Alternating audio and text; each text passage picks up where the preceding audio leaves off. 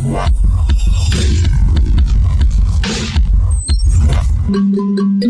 to the Panza Panza Forum.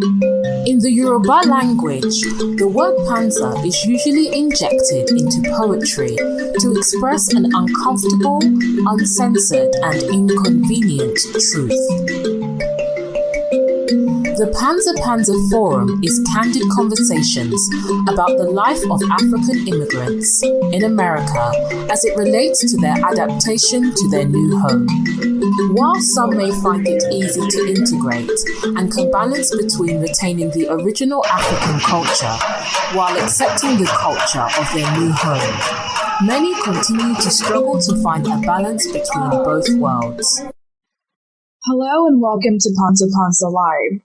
This is a podcast where we discuss the lives of African immigrants and their assimilation into Western society as they raise younger generations in a country that is quite different from their own. We also explore the experiences of children of immigrants as they balance the African and Western cultures. We present to you this informative, interesting, and expansive dialogue about the intricate experiences of African immigrants in America.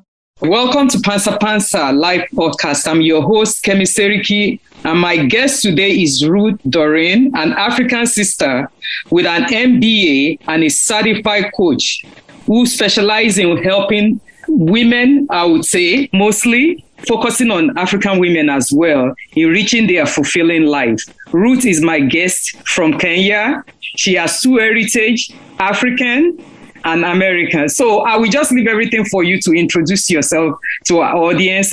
Talk a little bit about your background, where you were born, where you spent most of your childhood and adult life. Okay. I was born in Nairobi, Kenya.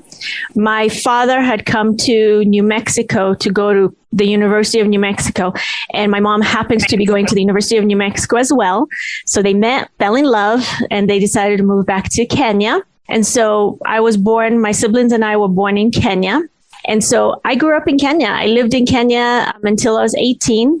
I lived in Nairobi. I lived in Ngong. I went to boarding school in Kerugoya, which is like the central Kenya. So I lived the Kenyan life.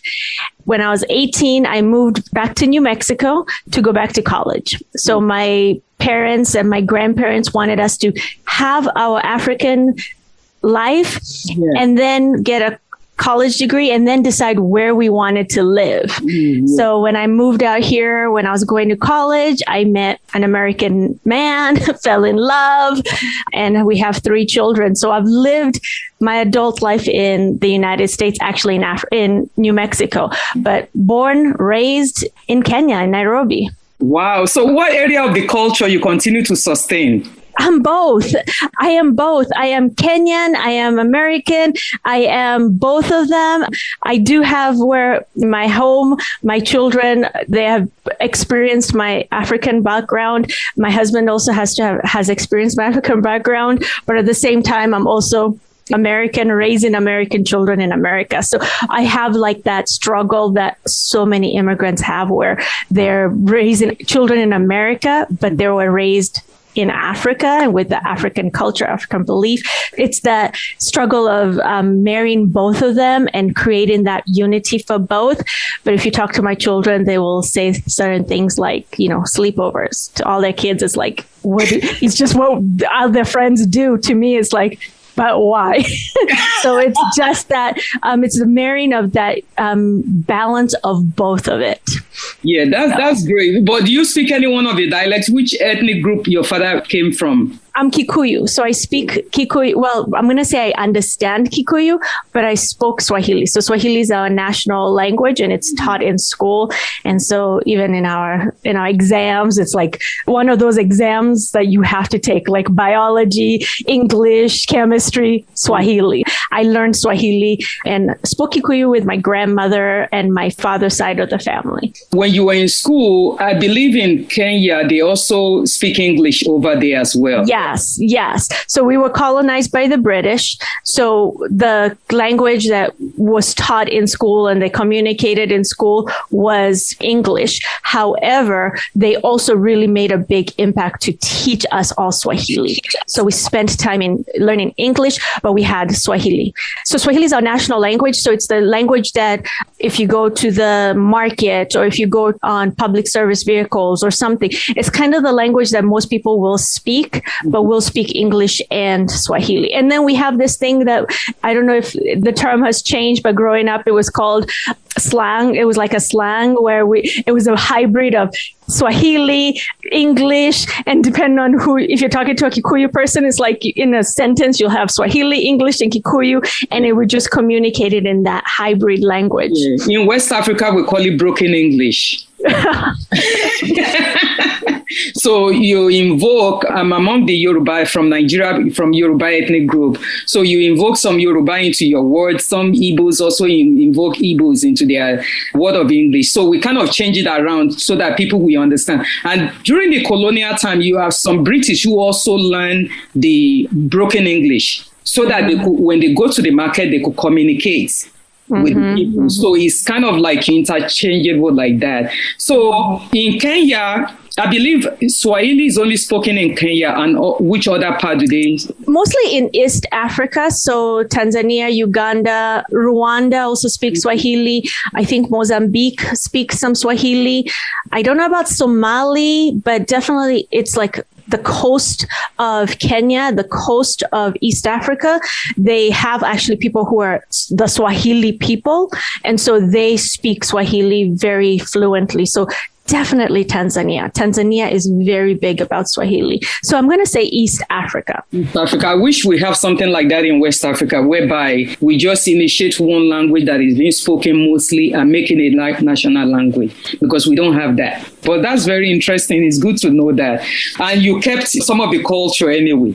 Yes, definitely. My children hated it when I cooked the ugali and skuma wiki and the githeri and all the stuff. But my husband just loves eating as much as I can cook and chapatis. And he's always saying, when are you next going to cook ugali? When are you next going to cook chapati? And so I did that, and I kept as much as I could. You're cool. So regarding you coming to United States, when you came in, how was it like for you coming into this country? Were you always visiting all throughout that time? No. I only had come out when I was 16. So I came for the winter of December of when I was 16. So when I came my second time when I was 18.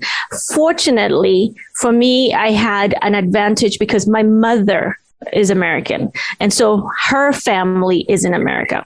And so I had my sibling, my sister who was here. My brother had come earlier and then he went back to Kenya. So I had my sister and I had my grandparents, my mother's mother and father.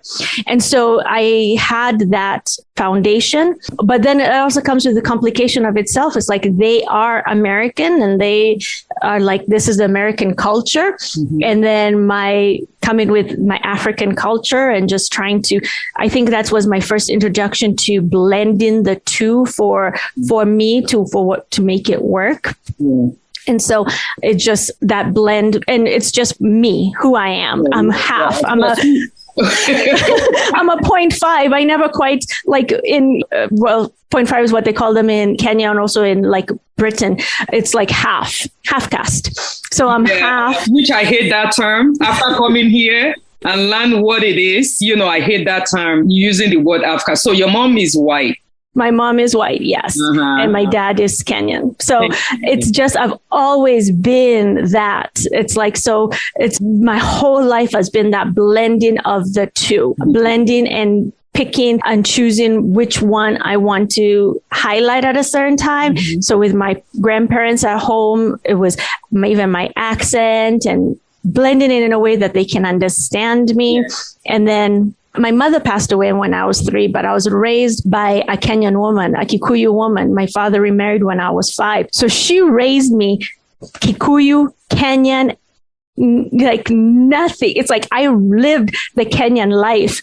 And so blending all that with the traditions and the culture she instilled in me, and also the things that my grandparents. So it's always been like a balancing act. It's so heartbreaking to learn that you lost your mom at a very young age and being raised by a stepmom. And how was this for you growing up? You know what? I was so blessed. My stepmom is an amazing woman, She loved me as much as and as best as she could. And she made a decision when she was deciding to marry my father, her husband, that she was going to be there for us. And she really did so much for me. And every time I think about her, I'm filled with so much gratitude, because it could have been you hear the nightmares of stepmothers. I was so blessed. She's a phenomenal woman. She raised me the best she knew how to. She just did her very best. And it's like, I didn't lack for love when it came to her. That's so wonderful. That's so good news for me to hear. Like you said, there's so much horror stories regarding stepmom, and the way you'll be treated and everything. So when you came to America, how did you deal with the issue of race and your identity? I'm not even going to lie to you. It's still that balancing act and that difficult piece, because I identify as a Black woman. I identify as African. I am African. Ironically, I met my husband, who is African American. He was living in a house full of Africans. Wow. So his roommates were Kenyan, Ethiopian. I think there was a Rwandese who lived with him. And so he still doesn't understand how he moved in with the African men that he was living with. So he had a little bit of the introduction to African culture by living with the men, and he's still very close with these men. For me, it's still been that balancing act. Mm-hmm. And for a time there, it was very easy, because you see, I'm half white and I look Arabic, more Hispanic, and I live in New Mexico, and New Mexico is a very, very Hispanic. And so I could blend in, and if people didn't know me, and I did this part where in the workplace, I really didn't let them know who I really was. Mm-hmm. So if I could pass, I'm going to say that. And then over time, I realized that I was muting me, my authenticity, who I am, my background. And when I realized that was not affecting, like, people didn't know, but when I realized it was affecting my relationship with myself. So over the last 2 years, especially after George Floyd, I decided that how do I want to show up? How, not just at home with my children and my husband who know I'm African, and that balance there. It's also, how do I want to show up in society? How do I want to show up with people? What kind of conversations do I want to have? Because I'm a Black woman. I'm also an immigrant. What do I want to highlight? What do I want to help people with? And so right now I'm working with people on their businesses. My eventual goal is to help immigrants really tap into their authenticity and their uniqueness, so that they can be an asset to whatever room, whatever table, whatever community they are part of. Because we have such an amazing background. Yes. And it's an asset. We can look at something in a different way, and it's an asset. And so I needed to have done that muting to see how it affects me. Yes. And that the word's not coming to mind, but it's that playing a role to fit in, which was not being who I am. Yeah. Mm-hmm. Like you said, you have children who are African American. And when they go out there, who do they see? African American. And like I said, I remember I wrote an article on my blog called How I Became Black, an African woman experience with race and identity in America. Because we came from a society whereby it wasn't about the color of your skin. Is much more, even though you half white living in Africa, but they still embrace you. I'm actually going to say, for me, and this is where I want to really help out as much. For me, in growing up, so in Kikuyu, they call a white person a mzungu. So for me growing up, I was called kamodogo, which is a little white person. I stood out like a sore thumb my whole life. So that's where I'm not mad at myself that I took that break when I could blend in, but then realizing that I'm unique for a reason.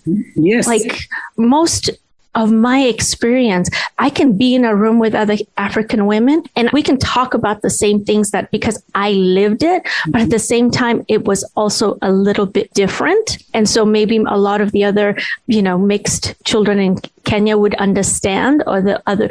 And then I can come to America and be in a room of Americans and have the similar conversations. I can be in a room with other Black people and have similar conversations. I can be in a room with immigrant parents who are raising children who are born in the land that they chose to go to, and we can have similar conversations. When I think about my experience, I think it's like that diversity that I was supposed to be able to have that diversity and that experience, and then empathize and compassionate, be very compassionate with, I get it. I get it when you're looking around you and nobody else really understands what you're going through.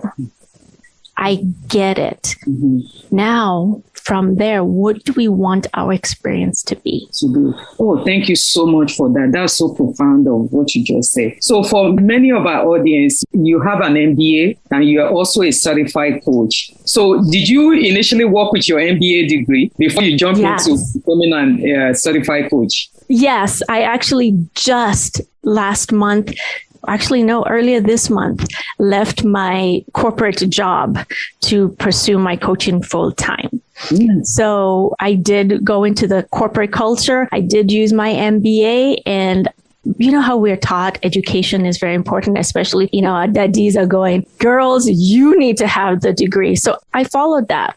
And then I started finding that as I started working on myself, like there was something missing. I pursued the coaching just for personal, for me, my mind, understanding me a lot better. And then I started realizing there's so many people who don't have this additional skill. So that I want to help as many people as I can. Can you explain to our audience who may not know what a life coach does? And specifically, can you explain what you do as a life coach? A life coach is the person who really sees what you want to create in your world and help you create it. We identify, first of all, where you are and how you got to where you are, and then where you want to go and help you get to where you want to go. And so for me in my practice, it's mostly with business people who have a dream of what they want to create in the world, and they are struggling to make that happen. And so we identify what is especially their uniqueness and what is it, the value that they can add to the people that they want to serve. Yeah, wow. That's really profound. I know you deal with diversity of people. Do you focus only on immigrant women? Currently, I have American women, but I also have immigrants. I have men and women immigrants. And so everybody wants the same thing. They want the goals. They want the life that they desire. And so the difference that I bring to especially my immigrants is understanding the role that culture plays in our DNA. So for example, immigrant might be talking about like opinion of the auntie. And so for me, understanding what, aunties have opinions and not trying to change the culture, but then choosing and accepting which part of the culture we want to use, and then empowering ourselves how we want to decide to choose or how we want to decide to show up in the world with our culture. Because what I'm noticing and what I have noticed, for example, the reason I shared with me being able to blend in and mute myself with the Hispanic community, it was at the expense of me. And so I notice a lot of people and a lot of immigrants, they think it's either or.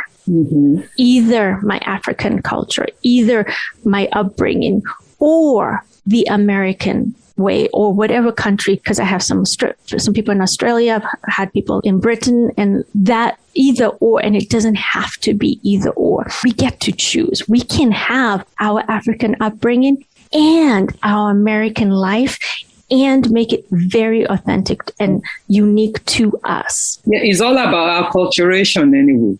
In terms of understanding that, you're going to pick the good part of each side and bring it together and make it work for you and your family. Because it's the same thing that I always preach around here, we have a phenomenon among some of our people who say, oh, you need to take the children back home to learn the culture.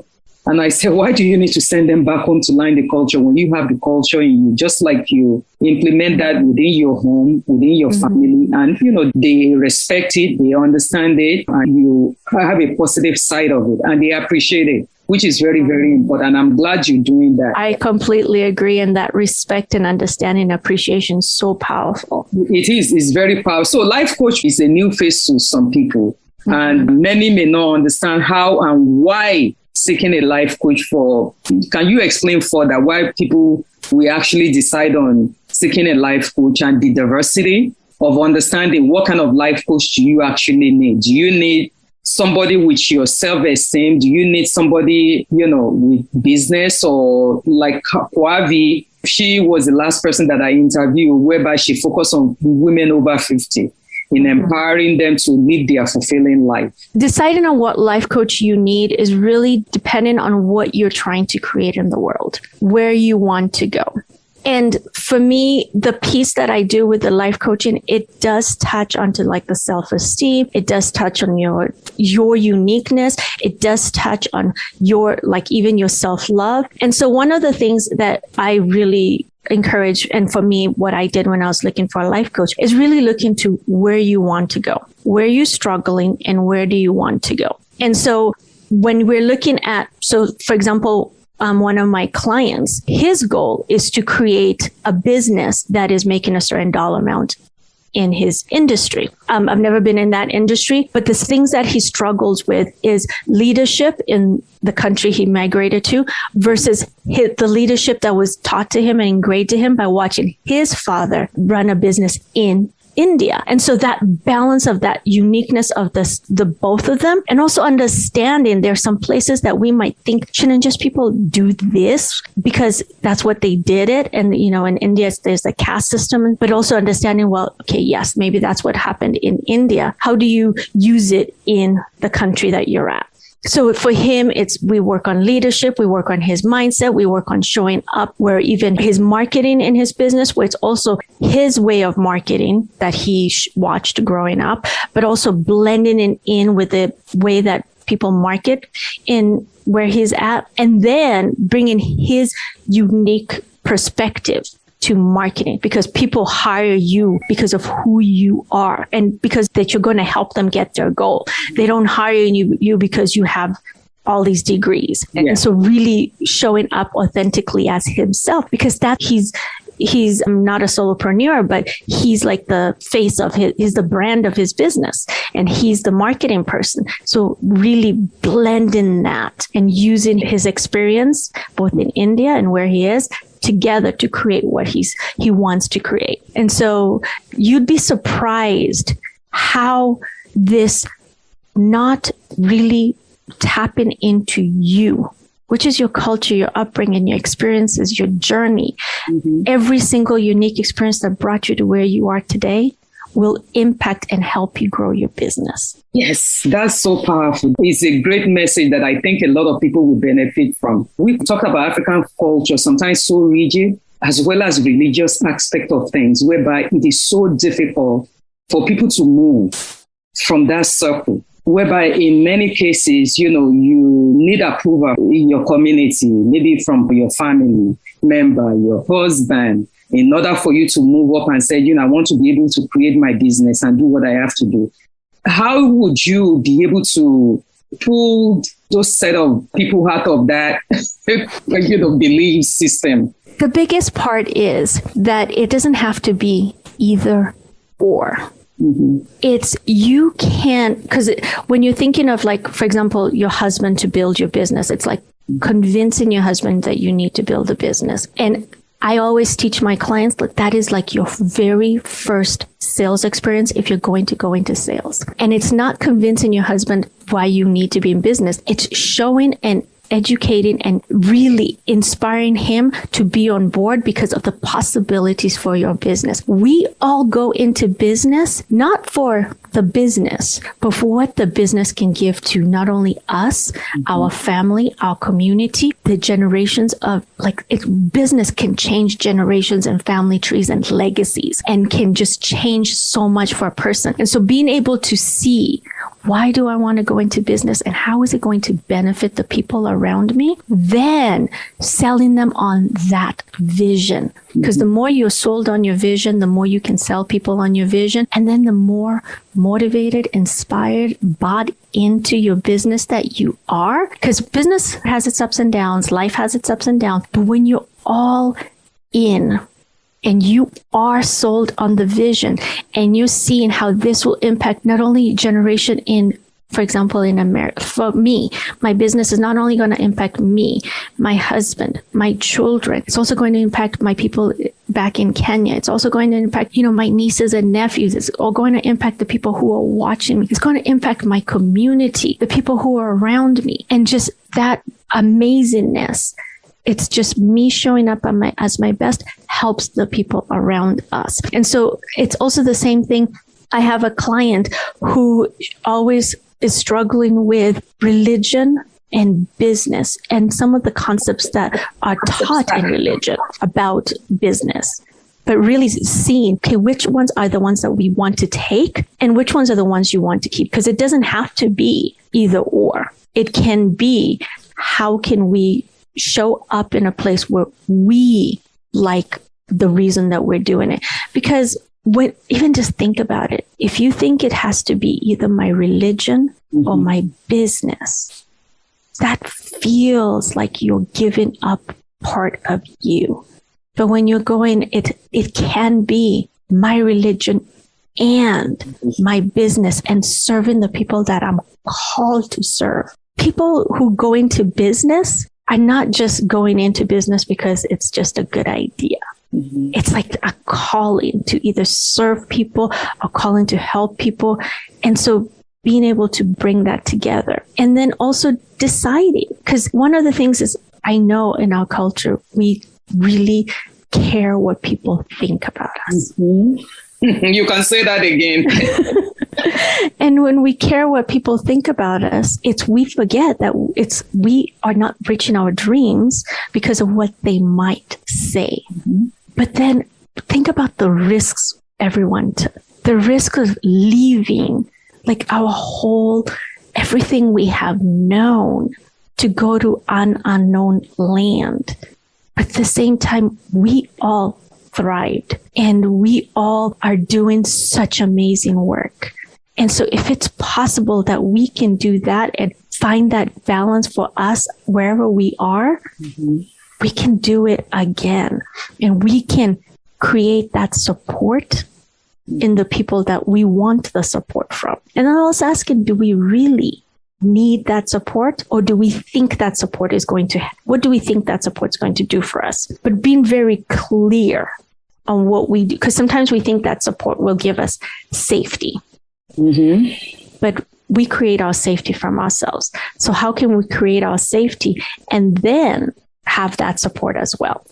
And so it's just that balancing act of all of it. Yeah. It's such a great message you're passing, because listening to you is as if I'm listening to, therapy. I'm in a therapy session. That's a little bit of life coaching. Which is, the impact of having somebody to speak to who has the wisdom to be able to empower others. But sometimes it could be very difficult, in terms of being able to change people, because I will want to ask you, sometimes you might come across some clients who, is this person actually need a life coach? Or does this person actually need a therapist to walk through their differences? Whatever it is, the baggage that they have initially from where they came from or whatever is going on within the community, do they actually need a life coach now? Or they actually need a therapist? How would you be able to? So I have actually referred clients of mine to therapy. And the biggest part about it is, what are they struggling with? So therapy is, in my opinion, is that healing of the past and also how to function in the world. And so if somebody is not functioning, then they need a therapist. If somebody's dealing with trauma, they need a therapist. Life coaching is for people who are already surviving and, in fact, doing well, like they're functioning in the world, and who want to go further along. And so I have had clients that I have said, I'm not going to coach you unless you are seeing a therapist. And then we both work together to get them to where they want to go. And so therapy is, I have used therapy, especially to work on my mother's death, and to work on my life that, even just that, the dichotomy of, being just a little bit, not all there, what I mean by not being, I'm African, but I'm not Black. I'm in America, but I'm also an African. Just that piece, that balancing act of all of it. Racial identity. Yes, exactly. And so I've done therapy, and so I highly recommend therapy. But coaching is to help you get to where you want to go. It's just take you to the next level of your life. If you're going about your life and you're thinking, yes, whether you're in corporate America and you go, I can do more, but I'm struggling. How can I do more? Or if you're in business and you want to create more in your business and you're struggling, you've read all, we are book smart, we are knowledge smart. We will be quick to take another class, another course, another training, get another degree. But then we still struggle because it's that balancing act of balancing who we are with all our knowledge. And for example, in corporate America, what are they really looking for? Are they looking for the degree, or are they looking for how you can use the degree? And so finding that balance, or you might know how to make a sale, but then what is it exactly that your client is looking for? They're not looking for like the features of the product that you're selling. They're looking for how that feature will impact their life. And so it's that balance, that act of finding exactly what is it that people are looking for, and how is it that you already have it? And I'm so happy for one statement that you just made, because you understand within the African community, whether you're talking about back home or here, the essence of having that high degree from a prestigious school, it is so important, that, I'm a PhD from Harvard, I went to Yale, I went to this and that and all that stuff. That is not what they're looking for. It's how you can actually blend in, sell yourself, integrate into the society that, is very challenging anyway. Mm-hmm. Dominant cultural society, because, and the same thing we put on our children, raising them. We want you to go to Harvard. You have to go to all these prestigious schools, and you have to be a doctor, lawyer, or engineer, without thinking their uniqueness of their talents. Mm-hmm. To understand that not all our children will go to college. Not all of them will major in different things. Like, we're just talking, one of your children, she's a culinary individual, whereby, she loves what she does. She wakes up in the morning. She's fulfilled about what she's doing. How can I'm just telling you to give that advice to those who might be listening to this, because that's part of why I started this podcast, in terms of talking about uncomfortable conversation within our community. How can we motivate our people to understand that this is a society whereby we have to open our eyes and see what is going on? The very first place that I have us do is we need to have those uncomfortable conversations with ourselves, with our immediate family, before we go into our community. Because one of the things that we are raised to do is we're raised to really care what other people think about us and really try to change other people around us. And that is such a hard task. Trust me, I have done it. I still find myself going, oh, there I am hoping he was different, or trying to change him so that I can feel better. So, but we're also taught culturally, like, for example, we're taught that, don't bring shame to your family, don't bring shame to your clan, don't bring shame to your tribe. So we're taught that what we do can do something to somebody else. Mm-hmm. And so really understanding that that is not really possible.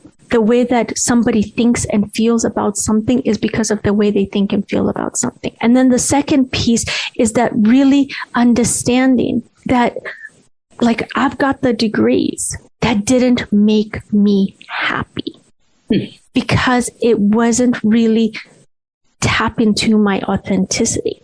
So yes, I wanted my daughter to be a sports medicine. She loves, so she had done culinary arts in school and she had done sports medicine. And of course, as a mother, as an African woman, I'm like, hey, go for sports medicine. That is a prestigious name. And she was miserable. I could see it in her face. And when she came to me and said, Mom, I want to pursue my chef and my culinary arts, my thought was my daughter's happiness versus a degree, a title I can tell people. And so I just... You don't beat your chest and say... Exactly. And so I supported her. I said, whatever you needed to do, I'll support you. When she came and she said, Mom, I want to go pursue it even more, so I'm going to go to New York. I said, fine, I'll support you. And so it's just that part of supporting her in her dreams and just seeing her pride. She just got promoted to head chef. And so seeing her pride in what she loves and what she's pursuing, it's more pride than seeing my daughter miserable as a doctor. That's so wonderful. I'm glad you're able to share that, because this kind of talk is needed within our community. And that's why a lot of our children, even though some of them might have all these degrees, are they really happy? So they are resentful towards us for pushing them into the direction that they don't really want to be in. And that creates a lot of division, separation, intergenerational separation between parents and their children who were born here or brought here at a very young age. And that is a transformation I had to do first in my own house and see, would I rather my daughter be happy? And because when we look down the road, she's going to have children. So what relationship do I want with not only my daughter, and I have 2 boys, not only my daughter and my sons, but with their significant others and their children. And so looking into the future and thinking, you know what, I want that relationship with them where they come and they're like, oh, you know, blended with me, loving me and being around me. And that is worth it. More worth it than having a daughter who's a sports medicine doctor. I would rather have that. Yes. And that is so the welfare of the children is the most important. And I like the fact that you also indicated during our conversation that when it was time for you to seek help, to seek therapy, you understand that this is what you needed to do, to seek other people to talk to. You didn't tap into the community and say, oh, let me speak to the people who are not professional in this field of innermost healing, of emotional healing, you know, that is needed to be done so that I could be my authentic self. You know, you went to a professional, which is what I always tell some of people of our community.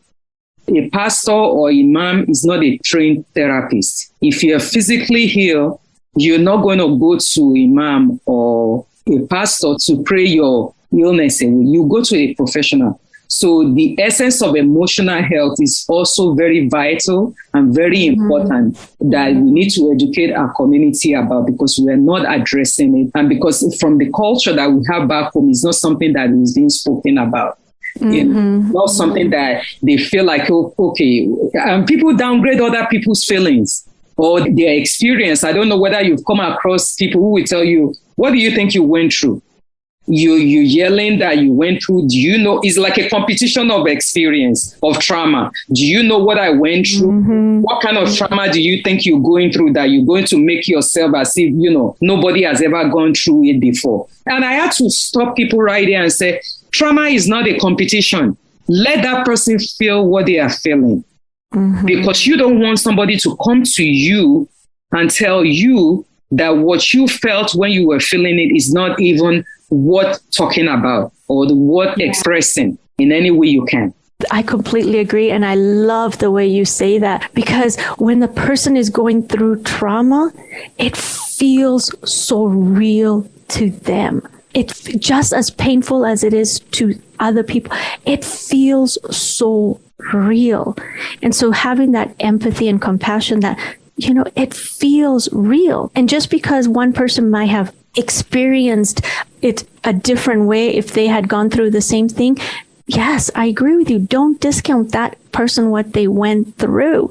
And then when we tell them it's not, you didn't go through that, that actually re-traumatizes them.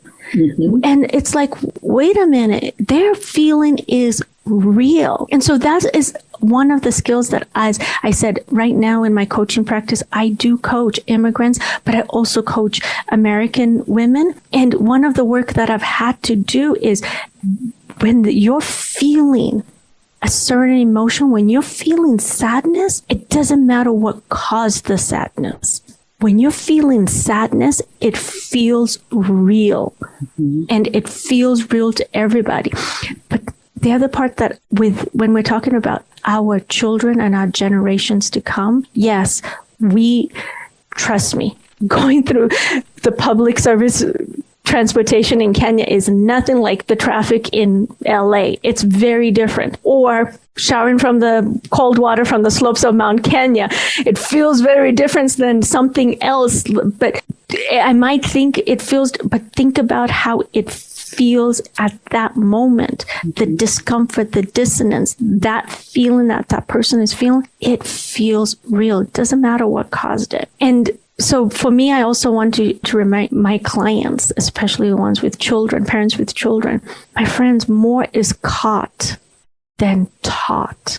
And when we teach our children that they are allowed to have their experiences, but at the same time, we can recover from it, you live by example. Mm-hmm. You be the example that people go, you know what? The way I'm doing it is not working. Mm-hmm. So there's another way to do it. Because whether you're a Harvard graduate or you don't have a degree, but you are in pain and not in feeling like you are authentic to yourself, that feeling is real. Mm-hmm. Whether you're miserable at waiting for a matatu in Nairobi, or whether you're miserable sitting in your mansion because you were able to afford it, that misery feels real. And so meeting people where they are, seeing their pain and discomfort, and just really having that compassion and empathy, doesn't matter what caused it. It feels real. Wow, that's really powerful. Thank you so much for that. So what is the duration of the services of a life coach, and what is the average cost for those who are seeking such services? So currently, my current package is 6 months and my current package is $4,000. And so we spent time together. And the thing that I love to tell people is think about how much is your relationship with yourself in the future? How much is a relationship with your children? How much is a relationship with your grandchildren? Mm-hmm. Immigrants who are, or children of immigrants, how much is the relationship with the people that you have right now worth to you? Mm. And so it's just that realization of you gain so much more. 6 months transforms your life. I can even tell somebody, one conversation with me, your life will be, the way you see your life will be forever changed. I guarantee that because I've done it. And so I believe in it. I could feel it myself. I could feel it myself, ordinarily talking to you for a few minutes now. So your focus is on African, you say you work with African immigrants and other immigrants as well in terms of helping them, motivate them. Because like I said, back home, even women, we tend to, let's assume a woman who is working 9 to 5 in Nigeria, they still have business on the side that they do just to be able to make extra money and, make a lot of all these things, to make extra money. So coming to United States or living abroad, I think a lot of all those things is being suppressed of those kind of motivation to do so many things. What do you think is actually blocking the way of so many immigrants, especially our women, because I want to focus mostly on our women, because women are not just suppressed by the culture or the religion. They also came into a society that is completely different. that they navigate through this system to find out how they could maneuver things around, focus on their life and all that stuff. So my biggest thing is that I've experienced the African people I've been around always either have one or two jobs or a job, a career, and a side hustle, because there's always something that they're looking for more. And for me, the biggest place that I want to identify is, why are they doing it? What is the calling that they're doing? Or if the feeling is not motivated, the question, it's very individualized. And that's the thing that I hate to just give like what everybody should do. It's because it's very individualized. It's wondering why. If their goal is just to have their basic needs met and they're content with having their basic needs met, then the question is, do they really want more?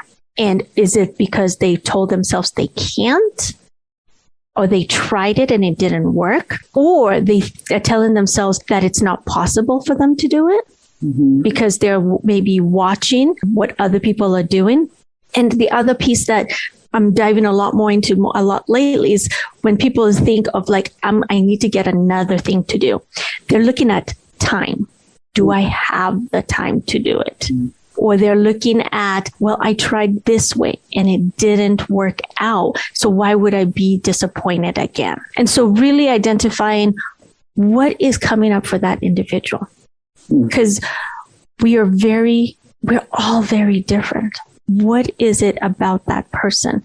And where do they want to go? Because sometimes we might think, well, I need to have a business, but the place that they want to put the energy and the effort is being successful in maybe their corporate job, getting promotions, getting that leadership role, getting more of that income in their profession. Or like with me, they want the side business because it speaks to a certain part of them. And then they're maybe struggling. How do we pursue that? So it's very individualized. I'm not of the one to say that everybody should have a side business. I do come from an entrepreneurial where my father and my uncle were business people, but are you willing to do the work that requires for you to become an entrepreneur? And what is the solution you want? Because somebody might say, it's more money I want. Okay, so where is it that place where we can create more money? Other people can say, I'm probably working 2 jobs. I'm working a business and on my career, and I want more time with my family. So how do we create that? And so everybody has their destiny, their calling in the world where they're supposed to go. And so let's find what it is. Let's find what it is for you. Let's bring it out so that you're living the life you want to live. Because if we're thinking we need to live the life somebody else, it's the same thing as, think about it, your father said you need to be an engineer and you go to engineering school, you get your MIT degree, you go working at NASA, the prestigious job, you have that job, but yet you're miserable. And one thing that I see with a lot of our people sometimes, we tend to follow through the crowd, is like crowd thinking. Somebody start a business and they are successful in it. They do it because that's their passion, that's their calling. And sent me a video of a man who came from Nigeria to meet his wife here.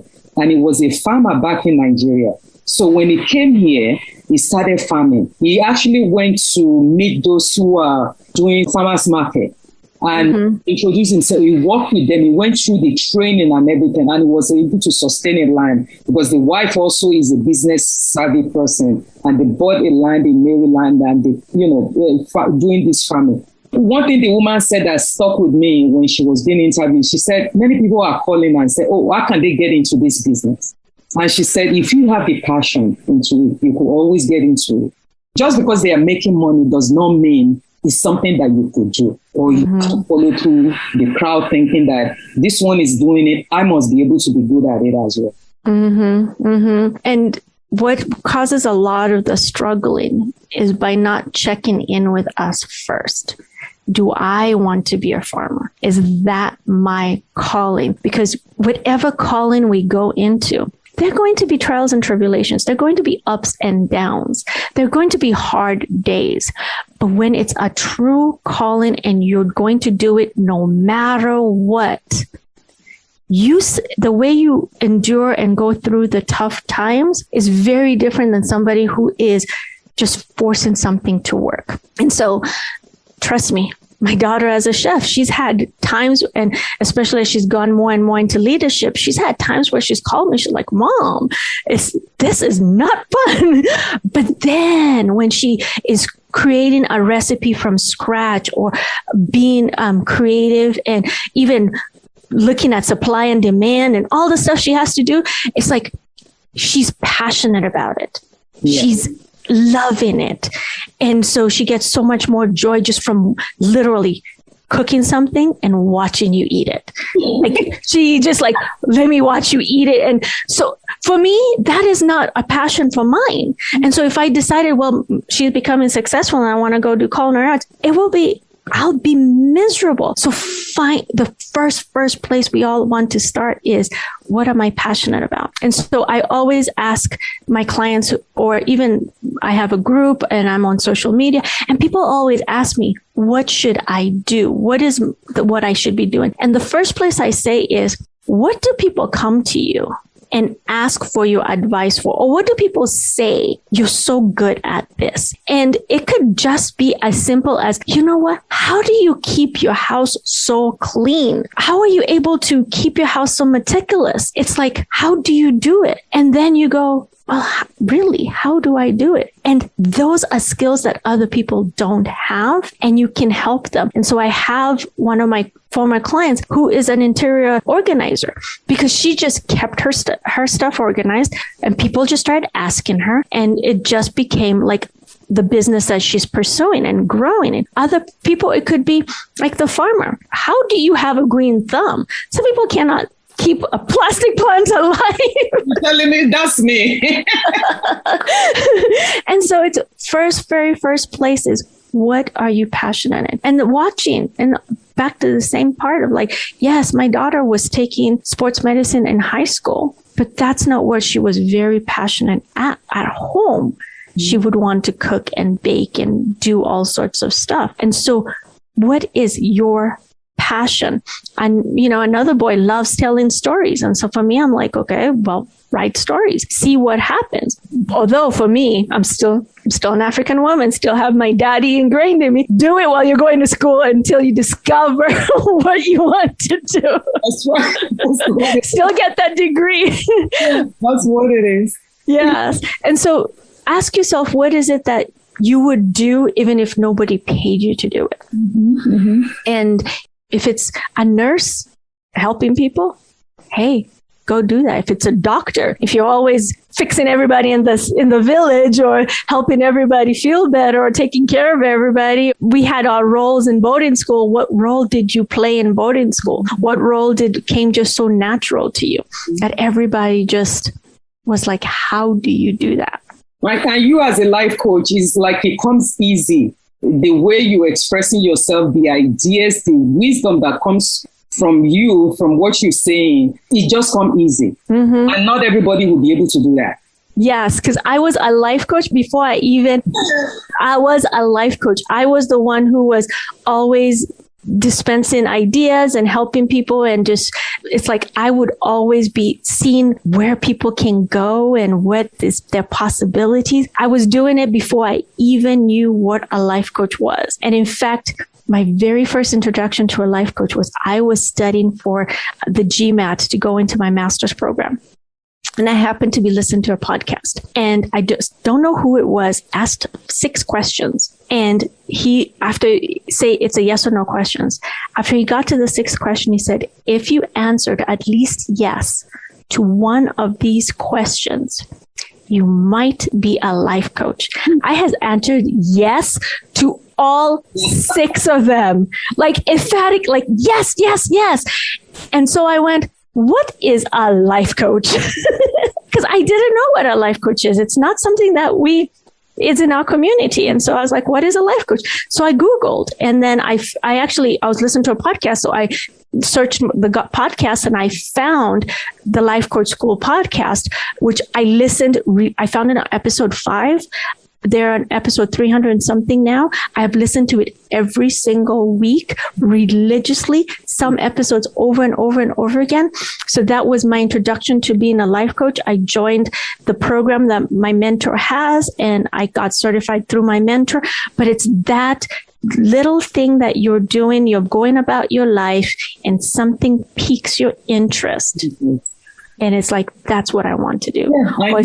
Yeah, that is so powerful. And you have to heal yourself before you heal other people. Exactly. Very important. That's very, very important. And that brings me to talk about self-compassion and self-love. How can we as women implement that in our lives? Especially sometimes we feel guilty when we put ourselves first. Women are seen as bedrock of the family, the society as large, especially putting women in the forefront and say, you know what, it's now time for me to figure out what I'm going to do with myself. So the very first piece about it, and we're taught that we sacrifice ourselves for everybody around us. And it's one of that where we take care of everybody at our expense. Trust me, I've done it. Trust me, I watched my mommy, I watched my aunties, I watched people in my community do it. And when I say that our unique experiences make us are designed for all of us. So my dad actually hasn't worked a corporate job or hasn't really worked for a very long time. He is an entrepreneur. But my mom my stepmother was a civil servant. Mm. Yeah, she retired as civil servant. And what I watched is my dad supporting my mom as my mom pursued her civil servant career. And she worked for the Ministry of Foreign Affairs, and she ended up being ambassador to Poland, Italy, Greece, 2 other countries, I forget which 2, but she was an ambassador. And watching her and watching how some things she needed to just delegate to somebody else. So my youngest sister was a teenager when she was an ambassador. And so my dad stepped up and took that role of being the one being there, helping out, making sure she got everything she needed to do because he was available at that time. And watching that dichotomy between these 2 Africans and how they both balanced that, let me see that we can ask for what we want and ask for what we want to pursue and what we want to do, because then that benefited not only our family, it also benefited the tribe, the people, the clan, the village, the people who are watching this, what we call in Kenya, this Mheshimiwa, this ambassador, this woman who attained this really big dream, big desire, because that also was her passion. And so really understanding that even if we do what we want to do, it's not selfish because it impacts so many people around us. Mm-hmm. Remember, more is caught than taught. Our daughters and our sons are watching us. We might not actually sit them down and tell them the balance between husband and wife supporting each other, but we watch it. We see the results. We see what can be attained when a couple works together. And so for me, I've been very, very fortunate that my husband has also stepped up and to go, okay, because I see the vision. I believe in the vision. So for me to sell him on the vision. So when I said, I'm ready to lead, first of all, I want to be a coach. And he's like, okay, what's that? And then I tell him and he's like, okay, how much is it? I tell him and he says, okay, we'll make it work. That support didn't come by me selling him on the vision. Mm-hmm. It came by how I showed up when nobody was watching. Yes. How I showed up when it was difficult. How easier his life became. And I remember one of the times that my dad's life was like changed dramatically was just something my husband said. One time when my father had come to visit, was living with us. My husband said, "Happy wife, happy life." That's right.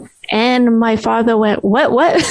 I literally saw him. And when he went back, my mother was posted in India at that time. When he went back, my mother called me and said, "What did you people do to this man? He's a very different man." And that was before she became an ambassador. So I just want us to remember that when we are living our best lives, the people around us are watching. We're teaching them how they can live their best lives. We're teaching them how they can show up the best versions of themselves. So instead of actually teaching and lecturing, because people don't hear us, live that life. Yes. Live that life. If you want your husband to buy into your vision, buy into your vision. If you want your family to support you, be that supportive person that they need. If you want your community to support you, support them. It's the same thing as if you want a friend, be a friend. And so the community, we all benefit from each other, living our best lives. Thank you so much. That's such a powerful message. So have you thought about writing a book? It's coming. You're not even the first person to tell me that. So maybe that is something I need to push up forward. If you write self-help book, it is something that people could reflect back on and say, okay, let me go back to, this statement Ruth indicated in her book, and they highlighted, right, with diversity of books and everything. When somebody makes some statement that is so profound, you want to follow up and put that in a tag and say, this is like a Bible I need to follow. Okay, so have you thought about it? To be honest, I'm very new in my life coaching experience, my life coaching world, that I haven't quite thought about it, but you are not the first person to tell me that. In fact, people have told me that not even just a life coach book, like a personal development book, it's your life experience book, like a story of because my experiences come from my life. So it might happen. It's not out of the question. It's something that might happen. Part of your life experience in terms of how it actually brings you to who you are today. Like you said, everything about you brings you to who you are today. And you dug into that to make yourself to be who you are. And I think that's very, very powerful. Thank you so much, for coming. Oh, it's totally my pleasure. How can our listener connect with you online, social media, or YouTube? The first place that you can find me is on my website. It is ruthduren.com. The second place is I am on Facebook, Instagram, Twitter, TikTok, everywhere. I am Ruth Duren. So just search Ruth Duren, Duren. I am everywhere. YouTube in terms of giving advice. I'm on YouTube as well. Same thing, Ruth Duren. So I have videos everywhere. You can find me everywhere. I am everywhere. Ruth Duren is normalizing conversation on how African immigrants could flourish, both financially and emotionally without feeling guilty. She is a life coach, coaching us African people to put ourselves first, to practice self-compassion, which you already explained all that today. And as I always say, as we openly discuss complex issues within our community, we're straightening away the stigma connected with uncomfortable conversation. So thank you so much, Ruth, for joining me today. My pleasure. Thank you. About this important topic. I really appreciate you. I appreciate you too. Thank you so much for this opportunity. Pleasure. Thank you for tuning in to this episode of Panza Panza Live Podcast. We hope to have you back with us in the next episode as we continue to explore the nuances of the African immigrant experience. If you'd like to connect with us, you can email us at talk@pansapansa.org. That is talk@pansapansa.org. And follow us on Instagram at pansa.pansaforum. Until next time, remember to spread kindness and love. Thank you and take care of yourselves.